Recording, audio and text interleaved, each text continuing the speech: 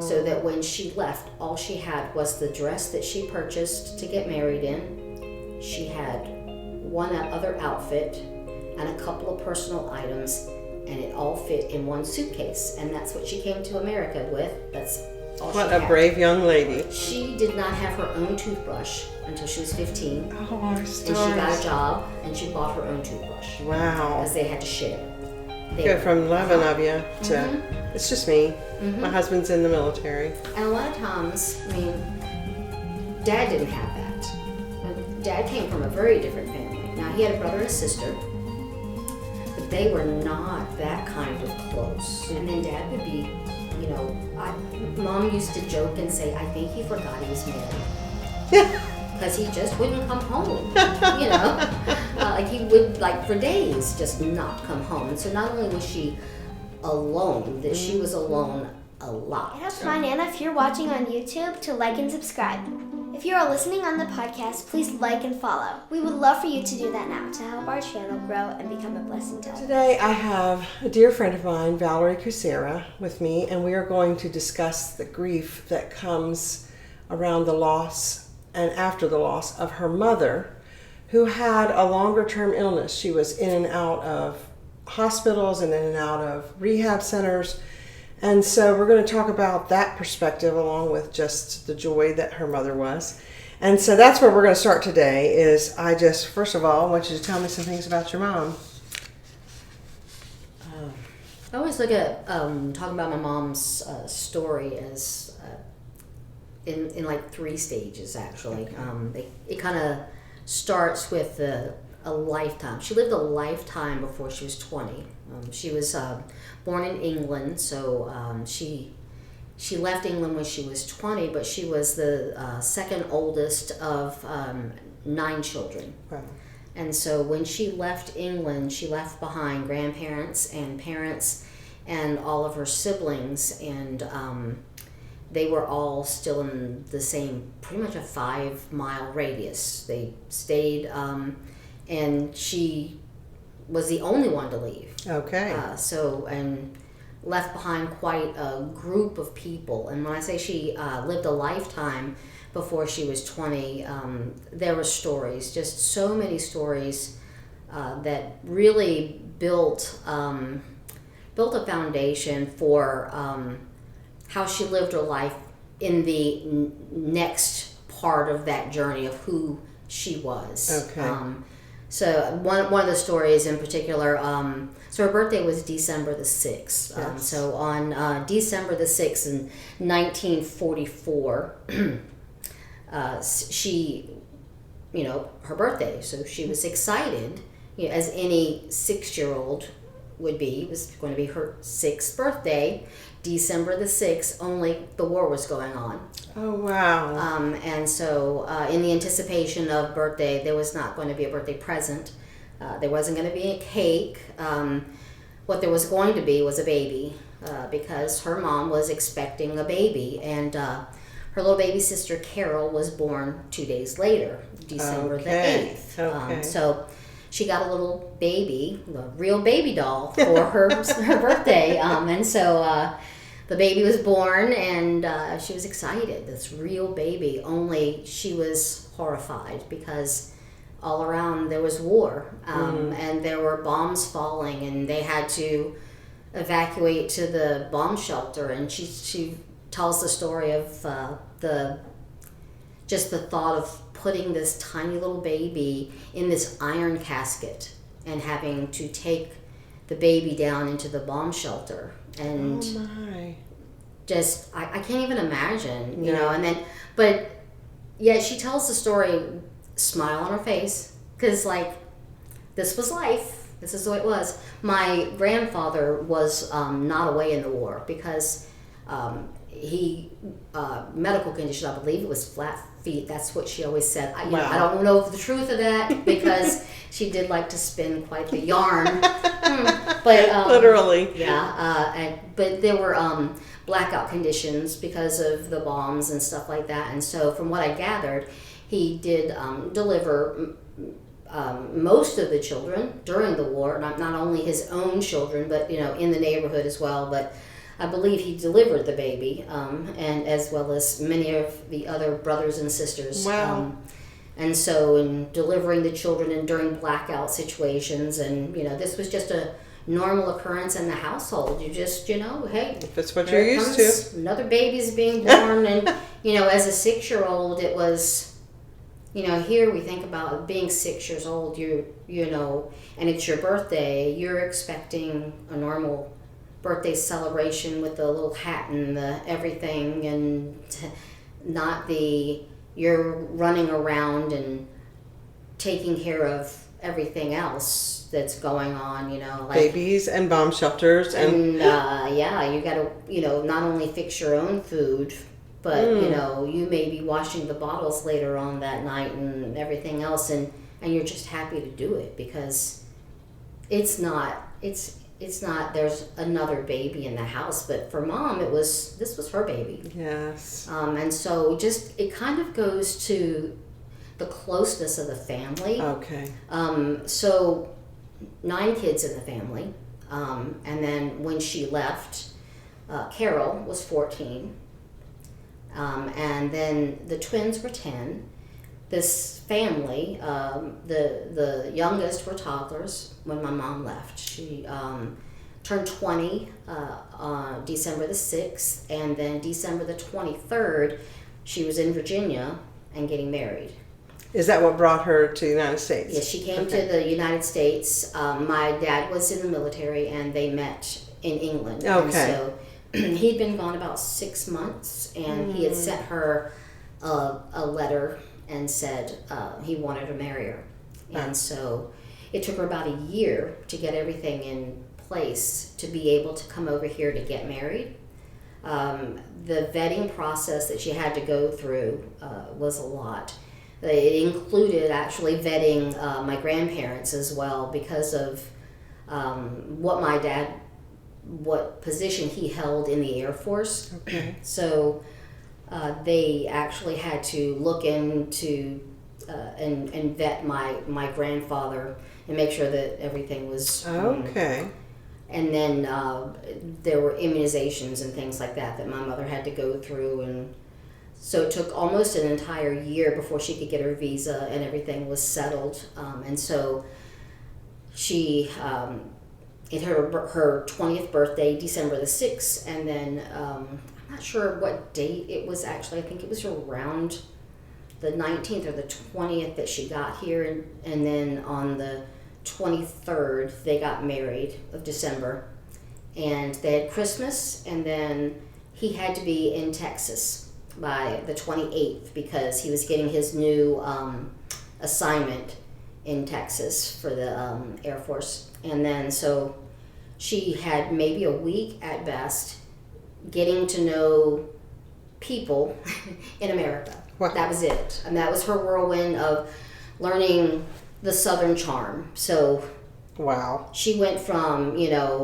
like I said, a lifetime of getting to know who you need to be as a young person, as an adult, as someone who is a caretaker of a brood of people. Yes.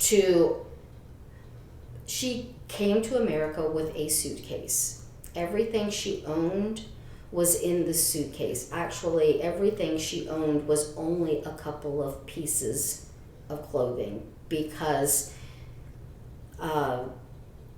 she didn't really have anything. What she had put aside as far as money to actually get here, because she knew what was going on. There was some bill or something that had come due, some debt that my grandfather had owed, and she found out about it just before she left. So she took care of it by taking care of whatever money that she had, and then she had to get rid of some of her own stuff. Oh. So that when she left, all she had was the dress that she purchased to get married in. She had one other outfit and a couple of personal items, and it all fit in one suitcase. And that's what she came to America with. That's all she had. What a brave young lady. And there was one gift that she was given for the wedding, and I think that's one of the kitchen items that I still have. Oh, that I got. And that's it's precious. one of the one of the little baking sheet kind of things. Yes. But, yeah. So that was that lovely lifetime of, and then she learned a little bit of Southern this, that, and the other in 1 week's time, and off to Texas. So. Oh wow! Culture shock from England to Texas at 20 years old, just married, in a suitcase. Yeah, young lady, learning a lot alone. Yes. In Texas. Yes. And that shaped a whole lot. So she had a lot of a building of who she was in Texas, being alone. And I think that in going through a lot of the bond that we had, and I think a lot of what I've been dealing with in trying to figure out what I'm missing right now comes from what she gave me. Okay. Because Mom was a giver, giver. Yes, generosity is her. And I figured a lot of it out. And it came from when she got here. She had been in a place where she had such a support system, and it was in the house. And the support came literally from family. Because family was always there. Yeah. Well, and to hear her tell stories too, family was always there. It was negative sometimes, you know what I mean? Like, sure, nine kids, it's got to be a busy life. She did not have her own toothbrush until she was 15. Oh, our stars. And she got a job, and she bought her own toothbrush. Wow. Because they had to share. Being the second oldest, and she was the oldest in the house. Her sister Pat, who was 18 months older, 17 months older, not much older, left the house. And so that put her as the oldest in the house. The oldest got the last bath. So the bath water was fresh. You washed the babies first. So she got dirty bath water. And so shared a toothbrush. So when she got old enough and she got the job, she bought her own toothbrush, but she also would stop at the bathhouse once a week and take a bath and pay for water. A clean bath. But yeah, she always had family in the house. And so as good as that is to have family as a support, sometimes there was never a place to be alone also. But yeah, the support, there was always someone to turn to. Even if it was just to turn and look, there was someone there. Yes. Knowing that you always had, someone always literally had your back. So that was shell shock. Just there. Go from loving of you to, it's just me. My husband's in the military. And a lot of times, I mean, Dad didn't have that. Dad came from a very different family. Now, he had a brother and a sister, but they were not that kind of close. Very different culture, and so Dad did not come from a hugging family. Okay. Mom came from not just a hugging family. Carol, I guess born in a war like that, Carol is they would call Carol clingy. Clingy gotcha. Carol. Carol is a hugger. Bear hug, will not let you go, grip really hard, Love it. Yeah, and so the hugging, the closeness, and there was just a very different kind of thing there going on. And so to come into, and then Dad would be, Mom used to joke and say, I think he forgot he was married. Because he just wouldn't come home, like he would, like for days, just not come home. And so not only was she alone, that she was alone a lot. Okay. And so she got a job, and she learned so many things. She got a job, and she made friends with it being that close to the border. So now she's like learning Tex-Mex kind of cooking. Wow. So she's doing short order cooking, and this is where there's so much different flair to her cooking that's just unreal. Yes. She was such a great cook. Yes. Anyway. Yes. I didn't know she was actually a cook somewhere. I mean, she short order cooked her whole life. I mean, wow. we never had to eat you eat what's put on the table for you, because she always asked, what do you want? Okay. And we understood there was a menu in her brain. There was always a menu in the house. Like, what do you want means literally, what do you want? I can whip anything up. And I mean, she would put whatever you wanted was, doable in 5 minutes or less. Now, if you ask for something, you eat it. Right, But, right. I mean, it was, yeah. So, yeah, she just could cook anything, could learn some interesting foods, messed up a whole lot from what I understand. Yeah, she had to learn how to cook these strange cuts of meats that she'd never seen before. Wow. And did a lot of trial and error. And then, of course, once they left Texas, my dad was going to get he was going to have to do another overseas thing, and he didn't want to do that. Okay. And so they weren't going to relocate, and she wasn't going to go overseas with him, and didn't want to leave her here. That was a discussion they had, and so he decided to go ahead and get out of the military. They came back to stay in Virginia. All right. And so they relocated right back here in, right in the Richmond area again, and that's where they stayed.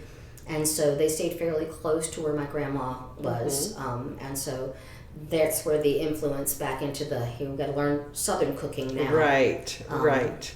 And into phase 3, right? Phase 3 became the, right back to the, how do I put into action everything I learned as a child, So she learned so much as a child to that nurturing in the home, what to do. My nanny, my dad's mom, very sickly. She had a bad heart. Okay.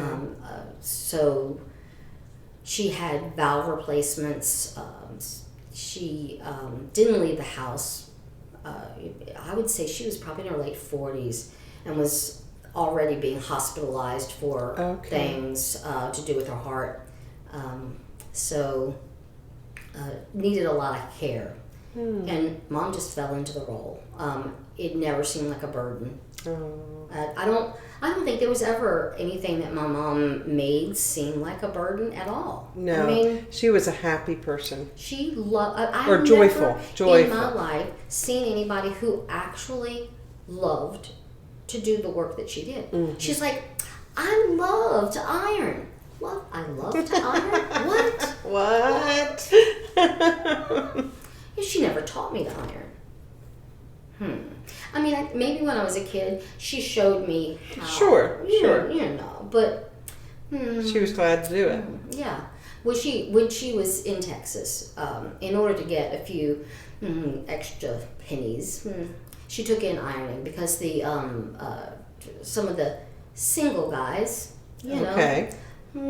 they needed especially the officers, they needed their laundry done just a certain way. Sure. But she didn't know that there was such a thing as a laundromat.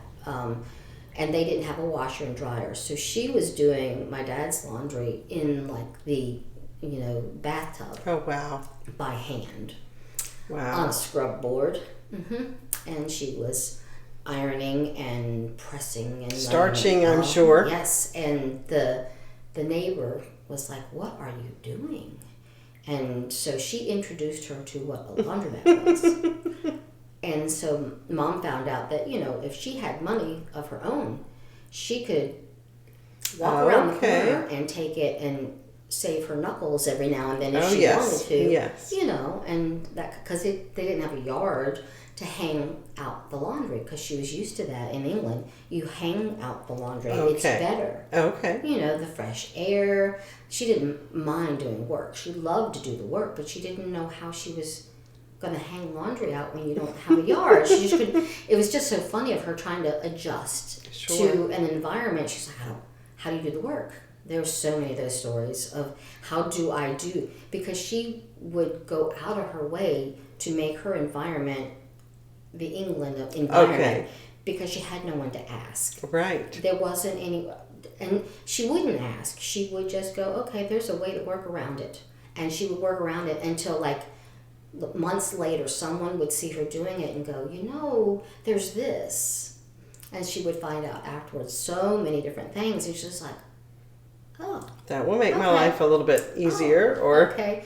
And I found, like, throughout time that she anticipated so many things for so many other people. I think that's why. Because she saw what everybody was going to need in every situation because she'd been there. Okay. And it was like, I'm going to make sure that somebody's not left hanging. Oh. I'm going to anticipate their need before they ever get there. When you were talking the other day about how you guys, you had needs that came up, like you didn't even know you were going to have them, and that a friend had come and taken care of these needs, things that you didn't even think about. Right. It's that kind of thing. It's like someone's been through this before, and they knew that this was going to come up, and they just simply took care of it. And I think as she was raising me, I think she literally just plugged in absolutely everything. She had decided that she was going to be that support system for me, Okay. so that I didn't have to go through any of that. That's where big loss. It's not. I don't. Yeah. There's a whole. Yes. Because it's not just I lost mom. I don't know how to. There's something. You lost your support system. You lost your encourager and your supporter. I'm like, it's a big deal. I mean, yeah, okay. I'm a big time adult now, and I know how to do all those things.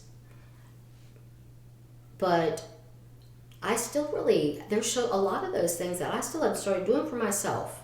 You know what I mean? Because mom was glad to help out and help the family. And it's really weird. You don't realize what you haven't done for yourself, even as an adult, that mom just did. We joke about it, but to be honest, even as an adult, mom would reach over and do weird things at dinner, Like when she would fix dinner, like she was getting chemo, right? And she would still fix us Wednesday night dinner before going to church. Because that's how she felt useful, what she was used to doing. She cut my spaghetti. How you like it done. And yes, those are the things you miss, that interaction and support you had. Oh, wow. But she wasn't that way just for me. No. Yeah. She was, when you talk about, how would you describe my mom? And her story is really, she's a lovely girl raised in England. But, she was a young girl when she left, really. I mean, she was a teen planning her trip over here to marry that American boy, and one of a family left behind, the whole family still living in that same 5-mile radius of this tiny little town, and communicating back and forth through pen and paper, because back then there was no, internet, and they didn't have a telephone. They didn't have a telephone to begin with. Right. Then they got a phone, which was a party line, and so didn't go back for the first time for 13 years, and so she didn't see her family for 13 years. That's long. When I was 6, time. that was the first trip she took back. I was 6 years old. Me and my brother and my mom went. I got to saw my grandma and grandpa. We went again when I was 9. That's the last time I saw my grandpa. Okay. So I got to see him twice. And then after that, my mom and I took a trip almost every year from the time I was 15 on up. Just the two of us would go. I remember just for weeks, the time frame that I knew her, weeks before the trip, she was talking about it, planning, preparing, smiling from ear to ear. And she smiles all the time anyway, but she was really smiling, and just would talk about the trip and seeing everybody, and then you'd hear about it after y'all got back, or if any of them happened to be coming here. It was such a big deal. Yeah. Such a big deal. So, and I will say this, I remember that about her. I mean, I didn't realize her background, what formed that generosity, but I remember well in my time frame in dealing with her at church, when Don was assistant pastor, and then when he was pastor, anything we mentioned, if she could physically do it or help with it, she came in to help with it, or especially food. I mean, whatever she brought in food for was a big deal and made with love, and it was homemade and all the wonderful things. Yeah, I remember that well.